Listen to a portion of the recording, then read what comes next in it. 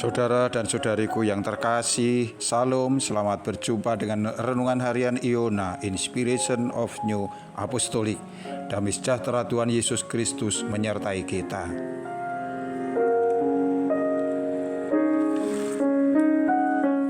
Kita akan membaca firman Tuhan dari Injil Lukas pasal 15 ayat 11 sampai dengan 13. Yesus berkata lagi, ada seorang mempunyai 2 anak laki-laki. Kata yang bungsu kepada ayahnya, Bapa, berikanlah kepadaku bagian harta milik kita yang menjadi hakku. Lalu ayahnya membagi-bagikan harta kekayaan itu di antara mereka. Beberapa hari kemudian anak bungsu itu menjual seluruh bagiannya, lalu pergi ke negeri yang jauh.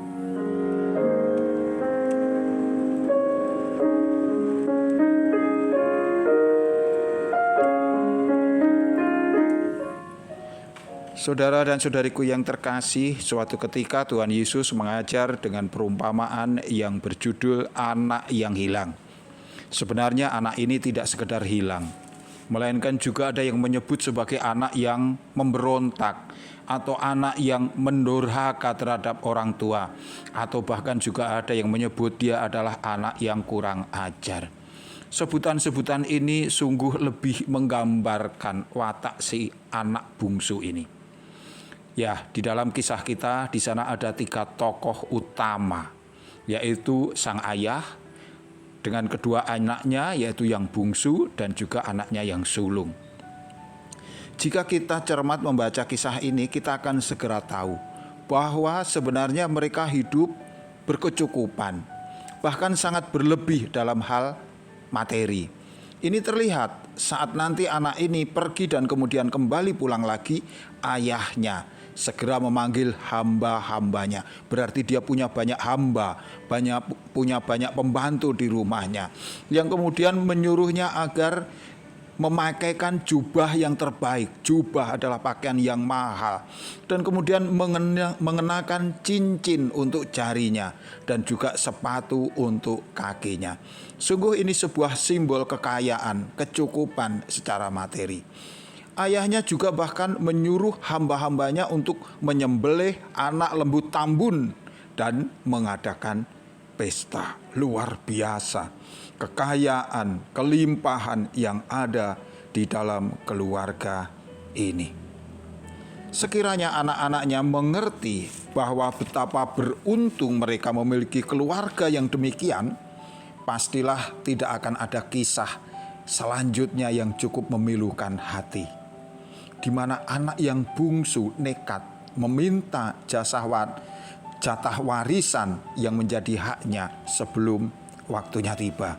Ia berkata kepada ayahnya, Bapa, berikanlah kepadaku bagian harta milik kita yang menjadi hakku.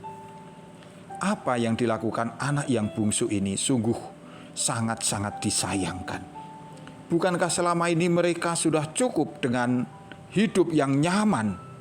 Bukankah segala kebutuhan mereka tercukupi dan tidak pernah kekurangan apa-apa? Dalam kisah ini juga tidak diceritakan adanya situasi yang tidak harmonis di dalam keluarga itu. Tidak dikatakan adanya masalah-masalah atau konflik yang serius dalam keluarga. Tetapi mengapa tiba-tiba anak bungsu ini nekat menuntut sesuatu yang pasti ia juga tahu bahwa itu akan mendatangkan kesedihan di hati orang tuanya.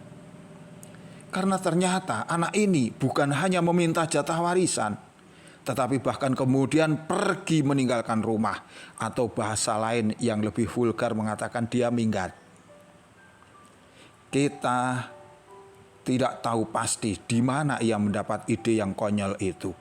Apakah karena ada provokasi dari pihak lain, atau murni karena keinginannya sendiri? Yang jelas kini ia pergi meninggalkan rumah besar itu, rumah tempat ia dirawat, dibesarkan, dikasihi dengan begitu baik. Pergi dengan meninggalkan luka hati pada orang tuanya, kesedihan yang tidak terkirakan.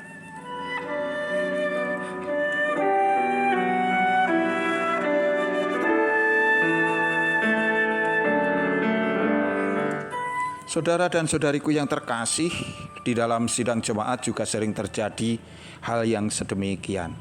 Semua anggota sidang dikasihi oleh Allah dengan cara yang menakjubkan. Dengan cara yang sama mereka dirawat dengan berkat-berkat yang berlimpah. Setiap anggota jemaat juga diperlakukan sama, setara dalam hal pemeliharaan Tuhan yang maha murah, yang maha baik. Mereka dijamin segala kebutuhan rohani jiwa di dalam sidang jemaat.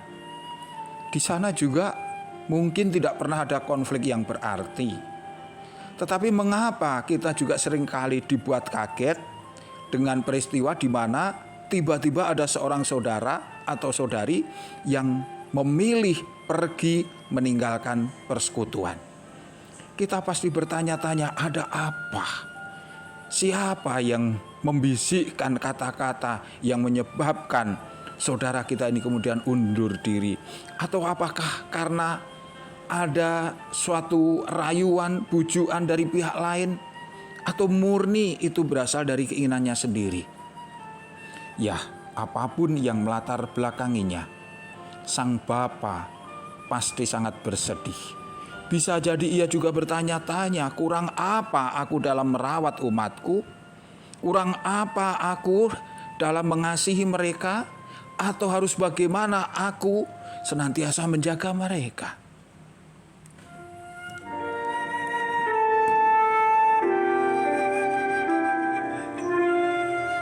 Dari penggalan awal kisah ini kita memetik sebuah pelajaran bahwa meski kita ada dalam hidup yang nyaman, cukup dan tidak berkekurangan, namun ternyata itu juga bukan jaminan bahwa kita akan hidup dan tetap tinggal dalam persekutuan. Di dalam keluarga juga sering terjadi bahwa mereka yang hidup cukup, iblis juga datang mengganggu, membawa iming-iming tipu muslihat. Maka kemudian kita juga melihat di mana ada suami yang tiba-tiba pergi tanpa alasan, atau istri yang tergiur kehidupan lain di luar keluarga, yang kemudian lupa pada anak-anaknya, atau anak yang lari demi mencari kebebasan semu, mengabaikan kasih orang tuanya. Semua itu seketika mendatangkan goncangan yang hebat. Saudara dan saudari yang terkasih, kita juga harus waspada. Apapun adanya kita, keluarga senantiasa adalah tempat terbaik. Sidang jemaat adalah tempat istimewa di mana Allah merawat kita. Saudara-saudari kita adalah aset berharga di mana dengan kasih mereka setiap saat kita membutuhkan dukungan mereka. Jangan kita tergiur tipu muslihat setan untuk kita mengikuti keinginan-keinginan yang sesaat, yang tidak bersesuaian dengan kehendak Allah, yang kemudian kita meninggalkan mereka. Kita akan menjadi rugi dan akhirnya kita akan dibuat sengsara oleh keputusan kita yang demikian. Semoga kita senantiasa dikaruniakan hikmat. Tuhan memberkati. Sampai jumpa. Amin.